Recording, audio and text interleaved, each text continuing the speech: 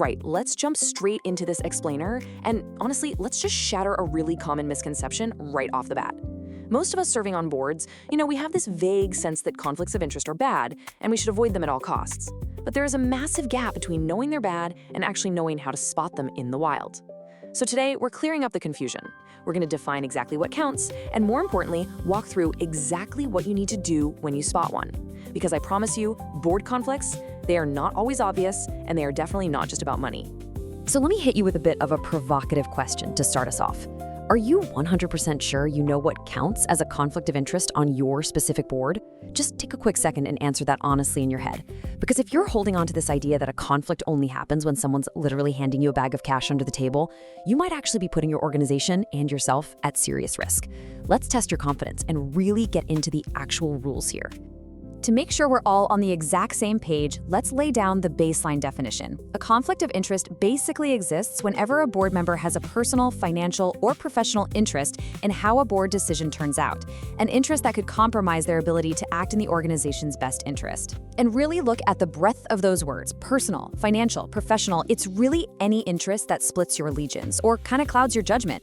But here is the real kicker, the phrase "or appear to compromise." This is huge. A conflict doesn't even have to be fully actualized to be a massive problem. Actual proven bias, not required. If a reasonable person, just someone looking at your situation from the outside, would question whether you could be objective, well, that right there is enough to warrant disclosure. When it comes to board governance, perception literally is reality. Okay, let's make this super concrete and put your intuition to the test. We are going to look at 3 hypothetical scenarios drawn directly from real-world boards. I want you to play along with me here and really test your conflict radar. Ask yourself how you'd vote or act in these exact situations. All right, scenario 1. Imagine a rezoning policy comes before your board. It's a fantastic policy, generally does a lot of good for the community. But this specific rezoning also happens to directly boost the value of your own personal property. So what do you think? Does that cross the line into a conflict of interest? Yes, this is absolutely a conflict of interest. You always have to weigh community benefit against personal benefit.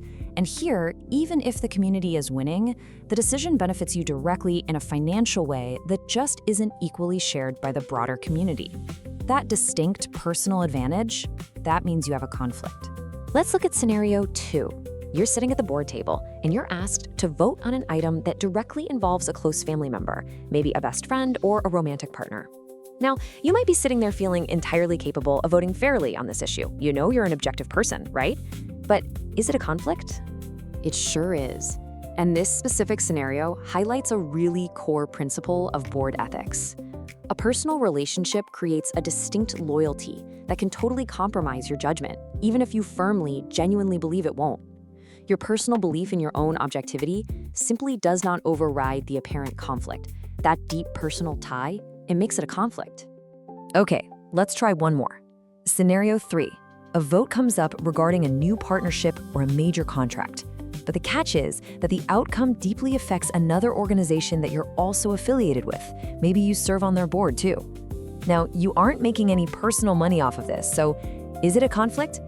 Yes, it absolutely is. This specific situation is actually called competing organizational loyalty. When an affiliation puts you in 2 seats at once during a decision, your attention, your fiduciary duties, and your loyalties are completely split between 2 different entities. You just can't serve 2 masters simultaneously in a negotiation or a partnership vote.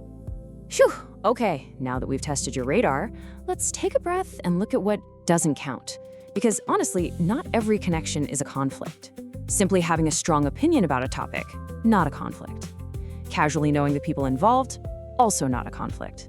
Being deeply, fiercely passionate about a community issue certainly doesn't disqualify you. The ultimate test is whether your personal interest is distinct from your interest as a board member serving the community. If they're aligned, you're usually good to go. Okay, let's pivot and look at how these gray areas are actually codified in the real world. Because the reality is, the exact definition of a conflict changes pretty dramatically depending on the specific type of board you serve on. You really can't assume a one-size-fits-all rule here. You always have to check your governing documents and your specific state laws. And this is where these dense legal frameworks actually get pretty interesting.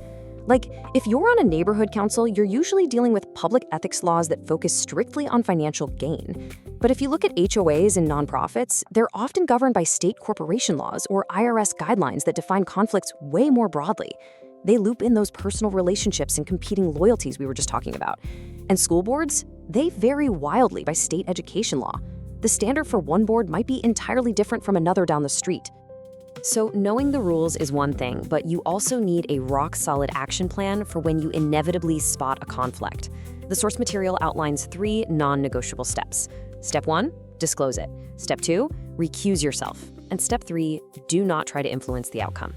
Let's break these down so you know exactly how to execute them without breaking a sweat. Step 1 is all about timing. You gotta disclose early. Please do not wait until the agenda item is actively being called at the meeting to suddenly raise your hand.